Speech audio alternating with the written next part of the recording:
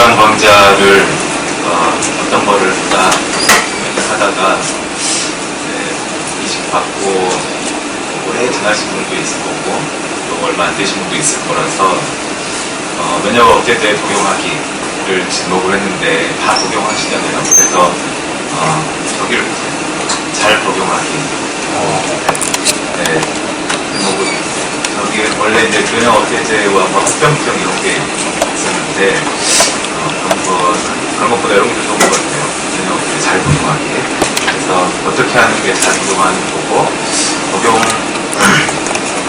잘 복용을 안 했을 때 어떤 문제가 생기는지 그런 거에 대해서 잘 이야기해 드리겠습니다.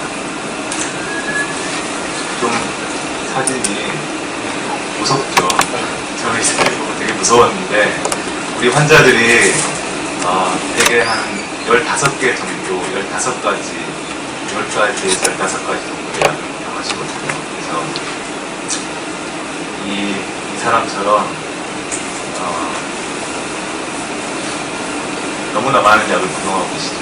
그러니까 약을 잘 못 복용할 때도 있고 그렇게 될 수 있습니다. 이거 폴리파마시라고 점점 문제가 심해지고 있습니다. 그래서 약을 잘 복용하지 못하는 거를 면역 억제제 불순응이라고 그러거든요. 우리말로는 잘 복용하지 않는다. 불순응. 이게 이제 여러 가지로 나뉘는데 의도적으로 잘 안 먹는 사람들이 있어요. 사춘기에 얘네들 이제 특히 여자애들 머리 빠지고 살찌고 그러니까 이 약은 내가 먹으면 안 되겠다 이런 생각을 하는 사춘기 애들. 어른들은 되게 그렇게 생각 안 하시는데 애들은 그렇게 생각하는 애들이 있고 그래서 그런 걸 의도적이라고 의도적으로 잘 안 먹어요. 근데 이제 생각보다 비의도적 불순응이 훨씬 많아요. 이거는 나는 잘 먹고 싶었는데 잘 안 먹게 되는 거죠. 그러니까 까먹는다든지 약 먹어야 되는데 또는 약 어디 가셨는데 약을 안 챙겨 가셔가지고 부주의약 또는 어떤 상황이 약을 못 먹는 상황이 됐을 때 이런 비의도적으로 약을 잘 안 먹는.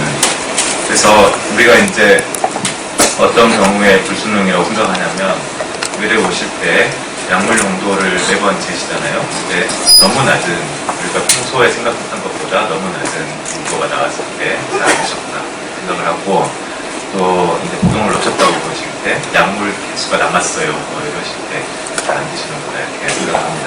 근데 어떤 경우냐면 우리가 이제 프로그램이라고 생각을 하면 12시간 간격으로 8시, 8시, 10시, 10시 이렇게 드시잖아요. 시간을 잘 안 지켜서 드시는 거.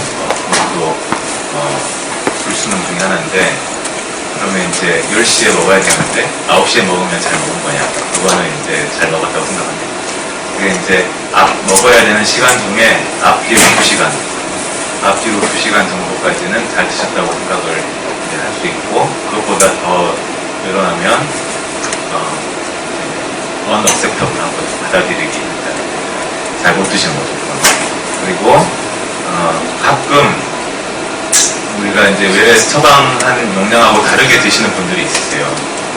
뭔가 커뮤니케이션이 잘 안 된 거죠. 그래서 2.5ml 드시라고 했는데 2ml만 쭉 드시다가 오시고 다른 병원 이야기지만 이식 직후에 이제 5ml 드시라고 했는데 0.5ml를 먹고 그래서 다음 회를 왔는데 크레아틴이 5가 돼서 오고 그래서 결국은 망가졌죠. 잘 용량을 적절하게 잘 못 드시는 것도 불순응이고 그 다음에 면역 억제제는 이제 공복을 잘 지켜야 되잖아요. 프로그램 같은 경우는 근데 그런 거를 잘 안 지켜서 그런 거 이제 흡수가 잘 안 되게 되니까 그런 것도 불순응에 속하게 됩니다. 근데 얼마나 될 거냐면은 다들 나는 잘 먹고 있다고 생각하실 텐데 굉장히 많아요. 생각보다. 그래서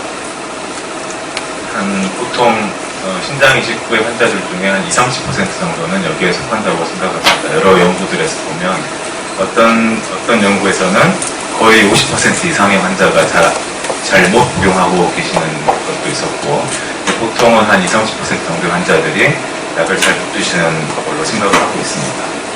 미국은 조금 우리랑 다른데 미국은 좀 높아요. 왜냐면은 미국은 면역 억제제에 대한 보험이 안 되거든요. 처음에 3년만 이제 되다가 그 다음부터는 보험이 안 돼요. 그러니까 약값이 엄청 비싸게 되는 거죠. 근데 우리나라는 다 보험이 되니까 훨씬 미국보다는 좋을 거라고 생각하는데, 미국은 이제 또 그 돈이 없어서 못 먹는 사람들이 있어요. 특히 이제 흑인들 좀 가난한 흑인들. 그래서 그 흑인 패러독스라고 그러는데 65세인가 넘어가면 이제 국가에서 다 의료 비용을 대주거든요. 그러니까 65세 전에 흑인은 성적이 되게 안 좋다가 65세가 넘어가면 성적이 굉장히 좋아져요. 그런 일이 생깁니다. 아무튼 이렇게 많은 환자들이 잘 안 드실 수 있다. 우리나라 환자들도 그럴 거라고 저희는 생각하고 있습니다.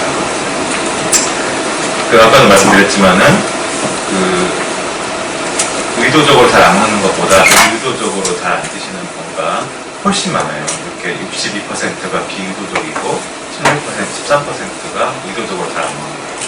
근데 이제 어떤 연구에서 보니까 비의도적으로 잘 안 먹는 환자들, 그런 데 속한 환자들은 면역 억제가 잘 안 되고 있을 위험성이 8배가 좀 높다고 되어 있습니다. 그러니까 자기는 잘 먹었다고 생각했지만 이렇게 분석해보고 잘 못 먹었던 경우에 그런 거부 반응을 생길 위험성이 8배가 높아지는 거죠, 혹시. 근데 여기서 이제 끝나는 게 아니에요. 불순물이. 면역 억제제를 잘 못 드시면 첫 번째로는 이제 이게 제일 중요하죠. 이 한술 잃어버리는 거. 이게 제일 중요하고, 두 번째는 기능이 안 좋아지고, 또 원래 급성 거부 반응은 다들 이식하고 나서 이제 1년 이내에 생긴다고 다들 아시고 계실 텐데, 한 80%는 1년 이내에 생기고, 한 20%는 한참 지나서도 생기거든요. 한 20년, 30년 되신 분들도 있는데, 그런 분들한테서도 급성 거부 반응이 생겨요. 근데 그런 급성 거부 반응은 약을 잘 안 드셨을 때 생기게 됩니다. 그리고 만성 거부 반응도 약을 잘 안 드셨을 때 생기게 돼요. 그러니까 면역 억제제를 이제 잘 복용하시는 게 제일 좋겠죠. 또 하나는 이제 제가 의뢰해서 항체 검사를 합시다 그런 말씀드린 적이 있는데, 기증자 특이적 HLA 항체 발생하고도 면역 억제제 잘 안 드시는 게 관련이 돼요. 기증자 특이적 HLA 항체가 뭐냐면,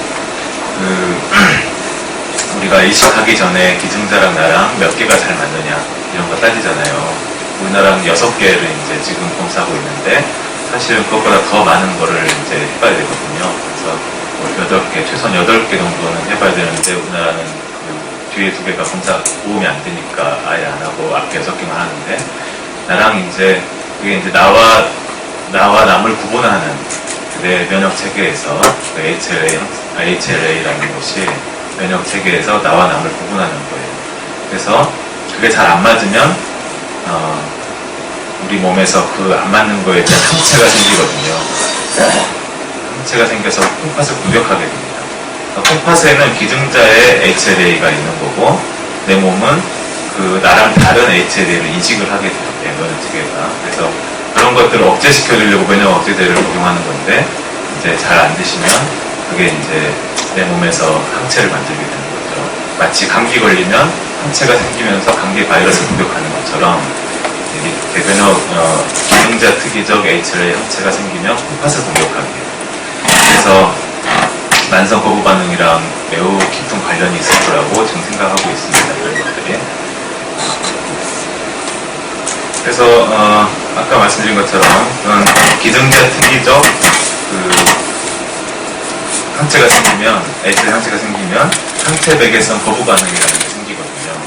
근데 예전에는 우리가 콩팥이 망가지는 이유를 잘 몰랐었어요. 예전에는. 근데 요즘 쭉 검사를 해보면 한 60% 이상의 환자들이 이런 항체 백외성 거부 반응으로 콩팥이 망가지는 거라고 생각을 하고 있습니다.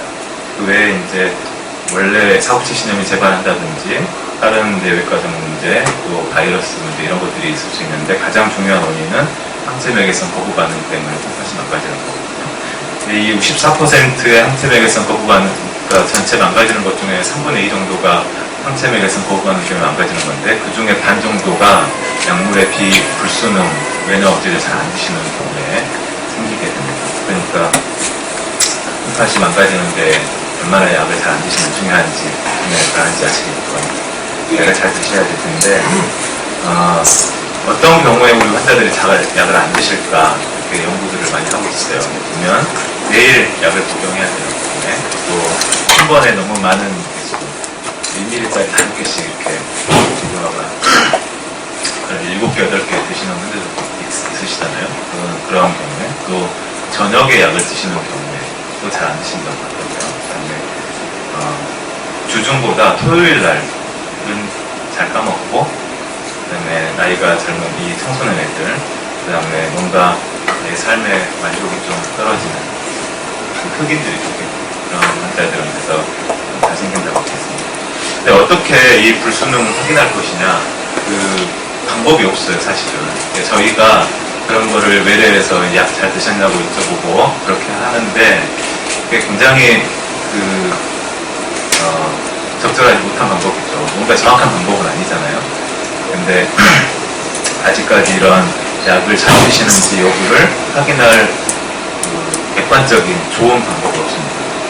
이제 제일 좋은 방법은 의료진이 따라다니면서 매일 환자가 약을 잘 드시는지 제 앞에서 드세요 이렇게 하는 게 제일 좋은 방법인데 그렇게 할 수가 없죠. 그래서 어려운 겁니다. 근데 그 외에 이제 아까 말씀드린 것처럼 약물 농도를 우리가 본다든지 하는 식으로 해서 알 수가 있고, 요즘은 이제 전자 모니터링 하는 게 있어요. 전자 모니터링. 이건 이제 ME-MS 트랙캡이라는 건데, 요게 뚜껑이 저희가 이제 곧 이런 거 쓰기 시작할 거거든요. 근데 뚜껑이 그 약병에서 뚜껑을 열면 기록이 돼요. 그래서 나중에 컴퓨터에 연결하면 이 환자가 몇 월 며칠 날 약을 먹었구나 이렇게. 근데 문제는 이것도 완전히 정확하진 않죠. 왜냐하면 약을 안 먹고 뚜껑만 열면 이제 약을 드신 거니까 완전히 정확하진 않습니다. 근데 그나마 지금까지는 이게 제일 정확한 방법이라고 알려져 있어요. 또 최근에는 이제 헬핑 핸드라는 것도 있는데 마찬가지로 여기서 약을 꺼낼 때 다 기록이 남아가지고 컴퓨터랑 연결하면 열심히 몇 분에 근데 또 꺼내서 버려버리면 모르는 거니까 그렇습니다.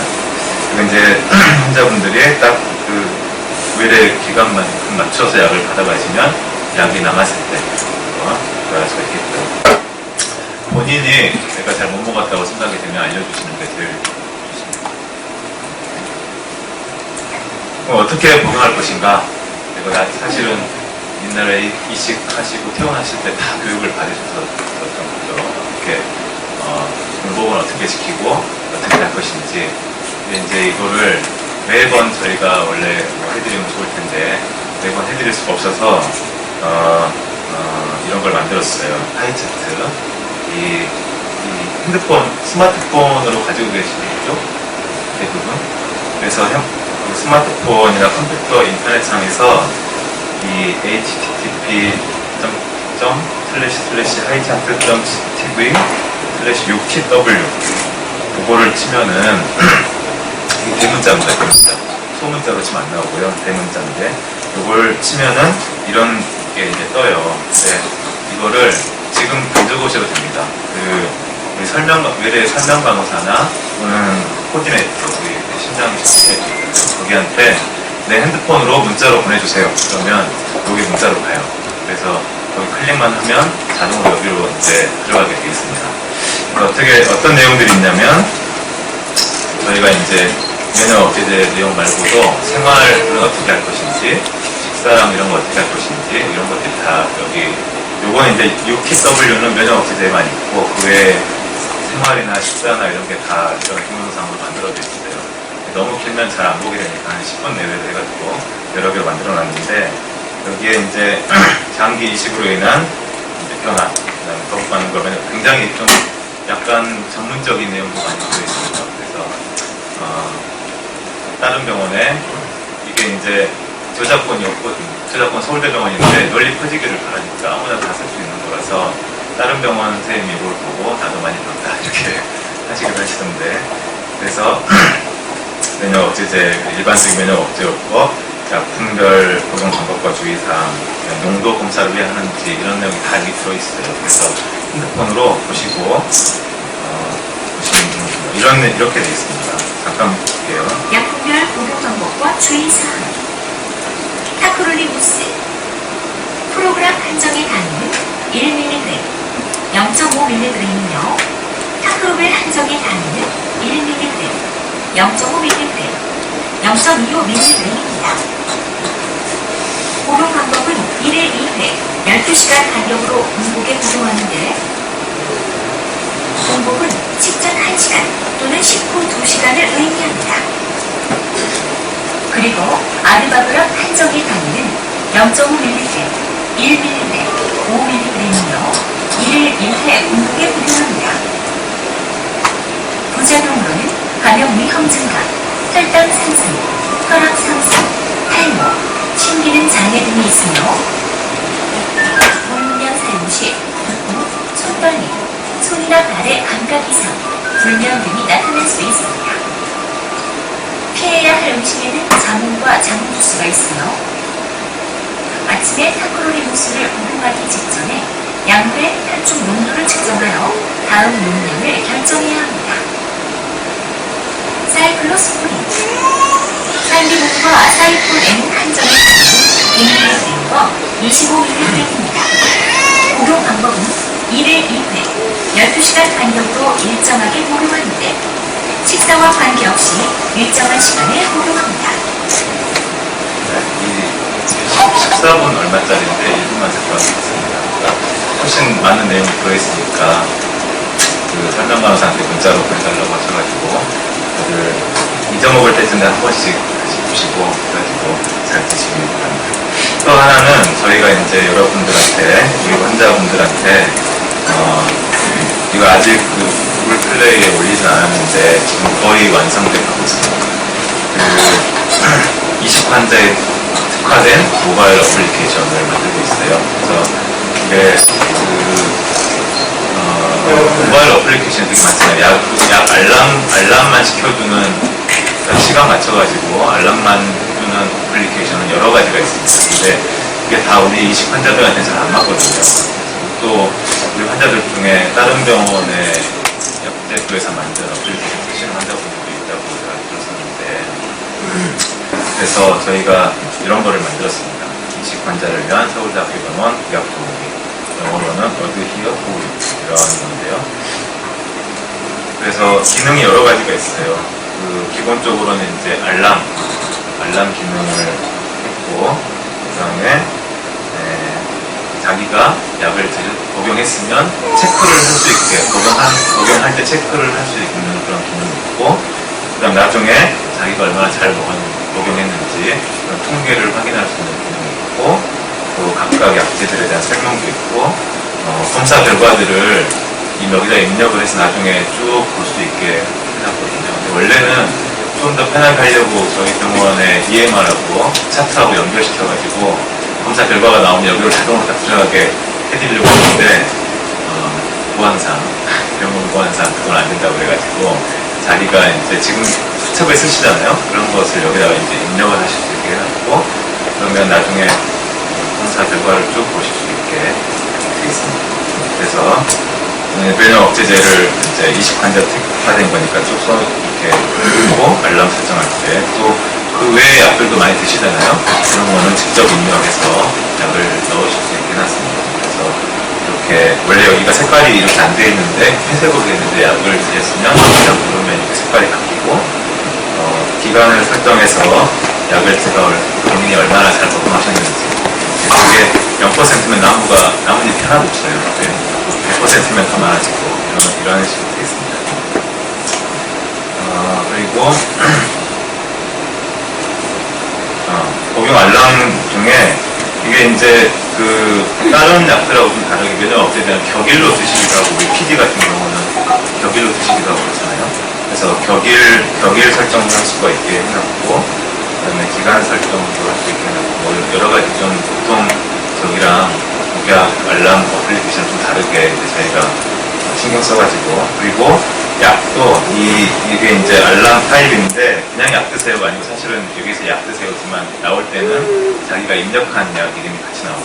그러니까 프로그램 약 드세요 이런 식으로 이렇게 그리고 제가 성우도 특별히 잘 불러가지고 되게 목소리들이 되게 좋은 사람들로 있어요. 이런 거 이제 거의 지금 만들었다가 약간 좀 이런 수정할 게 필요 있어가지고 지금 수정하고 있고 조만간 거의 다 만들어질 것 같습니다.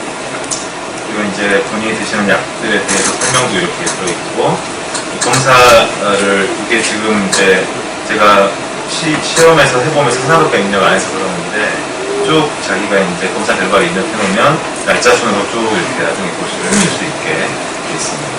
그리고 아까 말씀드렸던 그런 동영상도 여기 이제 링크를 다 해놨어요.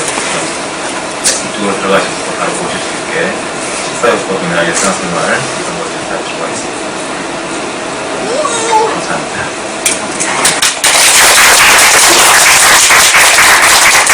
질문이 있으시면 네.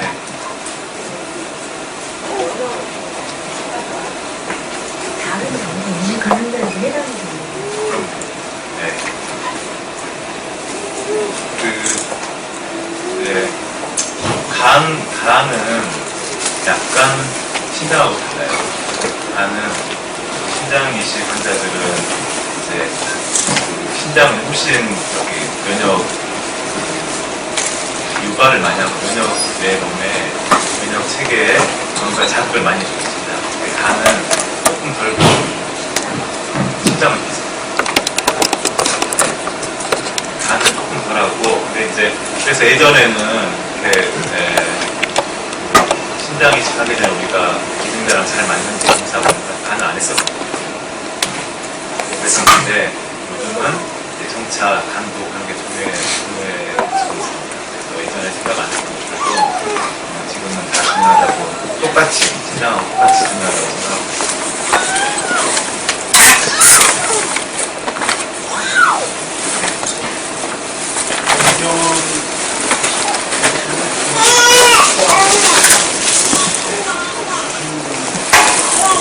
잘못합니다.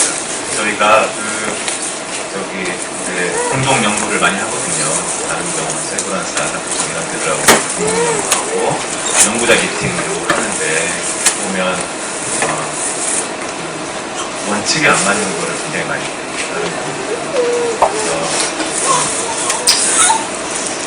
그래서 자부심이 좀 있어요. 공보검사하고 피검사하고 네. 저는 10시에 오는데 9시에 검사. 네.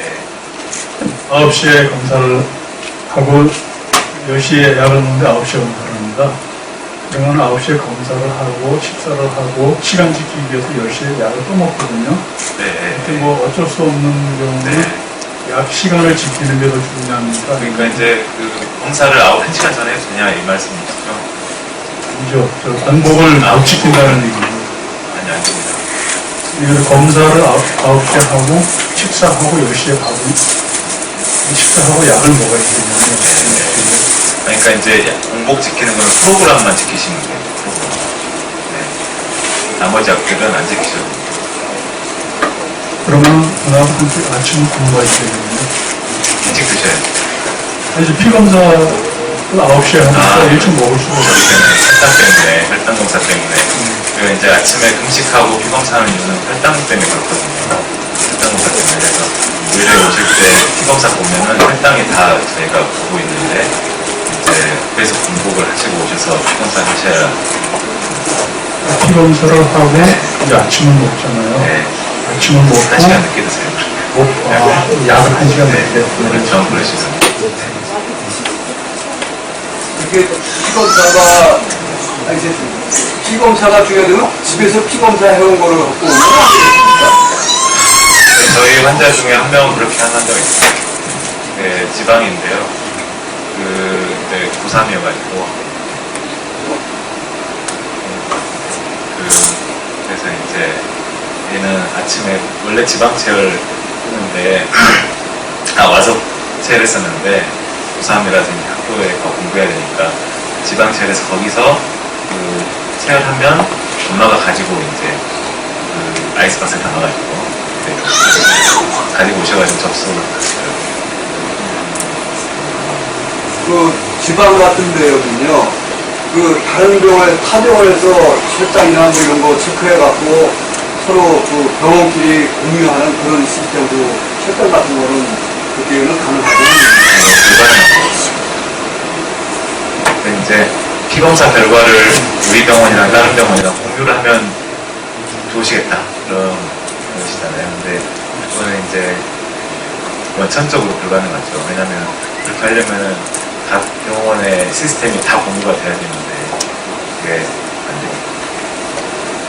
근데 우리 보라매 병원이나 분당병원은 그게 이제 되죠. 같은 병원이니까. 그건 저희가 이제 여기서 앉아가지고 분당병원이나 보라매 병원 검사 결과를 다 볼 수가 있어요. 사례 중에 혹시 약을 A라는 약을 먹다가 수치가 또 안 떨어지고 본능이 없고 직전이 없어서 B라는 약으로 바꾸는 사람이 이런 사람이 혹시 있습니다. 네. 그리고 네. 궁금하게 사람과 욕심이지만 신장 이식을 하고 크레아틴 수치가 되게 민감하잖아요. 네. 저 같은 경우에 젊은 나이에 좋은 조건에 했는데 크레아틴 수치가 1.1이고 또는 1.3이 됐는데 내사자 기준 다른 분 어떤 분은 0.7, 0.8까지도 내려가는 분이 있는데 그런데 뭐 때문인지 혹시 원인은 우리가 이제 0.1에 2일 사죠.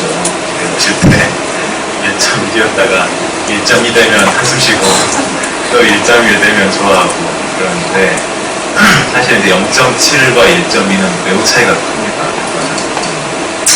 근데 기본적으로 본인의 체중, 본인의 체격, 그 다음에 콩팥의 크기, 무게 이런 것들이 중요하고요. 또 콩팥 자체의 질, 콩팥의 퀄리티가 어떤지 또 그런 것들이 중요합니다.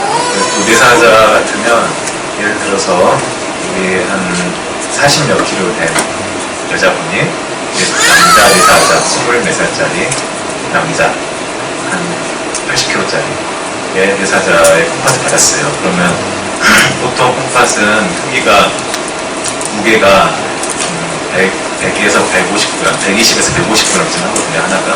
근데 80kg 저 같은 80kg 남자는 한 200g 넘어요. 그렇거든요. 근데 40 몇 킬로인 여자분이, 젊은 여자가 40 몇 킬로짜리가 200g짜리 콩팥 받으면 0.7 되죠.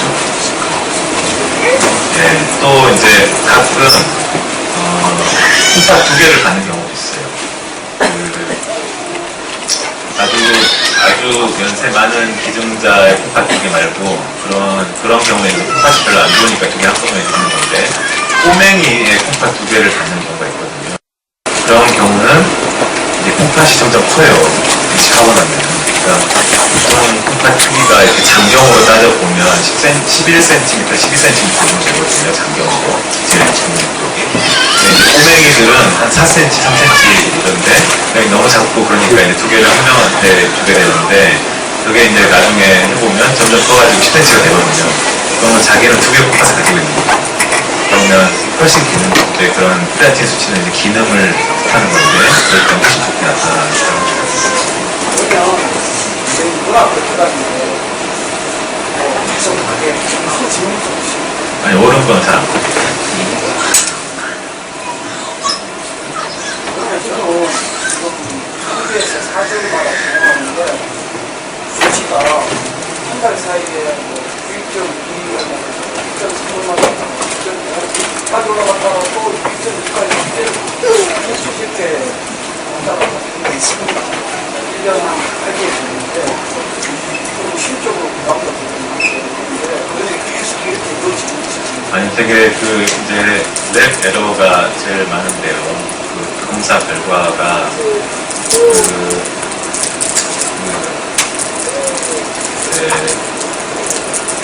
정확도라고 검사의 정확도. 그러니까 똑같은 피 2개를 같이 검사해도 2개가 같이 안 나와요. 되게 한 차이를 10%쯤 보거든요. 그 정도 10% 정도면 괜찮은 검사실이다. 그 이하면은.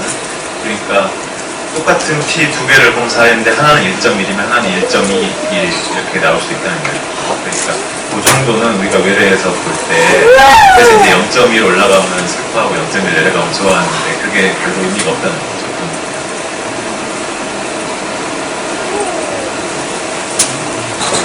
여기에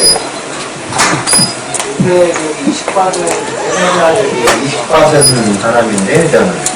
요새 이제 20받은 사람이 이제, 통계적으로 예전에 신장 수명이 보통 한 10년에서 15년 정도 쓴다고 들었는데, 요새는 되게, 어떻게 변화가 됐는지 하고요. 그 다음에, 신장은 이게 수명이 있다고 들었는데, 간은 이게 한 번 20받으면 평생 쓴다고 그런 계획은 없는가. 예전에 이제 기본적으로 요즘은 훨씬 많이 좋아졌어요. 그래서 2000년대 이전에 이식하셨던 분들은 17, 우리 병원은 평균 한 15.어른들이 15.2년인가 쓰셨거든요. 그러니까 반은 15년 지나면 쓰고 있고 반은 이제 그 사이에 망가졌고 그런 건데 2000년대 이후에 이식한 분들은 사실 아직 잘 몰라요. 근데 지금 10년도 지났잖아요. 2000년이니까. 네, 아직 한 80%는 쓰고 있습니다. 그러니까 그게 이제 아직 한참 남은 거죠. 옛날 같이 15년이 아니고 훨씬 더 길어졌어요. 20년 이상이라고 생각하는데 네, 아직 그만큼 시간이 안 지나가지고 왔어요. 그리고 간도 사실은 그 평생 쓸 수는 없죠. 여러 가지 문제가 생겨서 우리나라는 이제 주로 이제 B형 간염 바이러스가 제일 흔한데 재발도 하고 이어지는 강의가 또 바로 있어서요. 질문 있으신 거는 양계석 교수님 강의 후에 받는 걸로 하겠습니다. 김정희 교수님께 박수 부탁드립니다.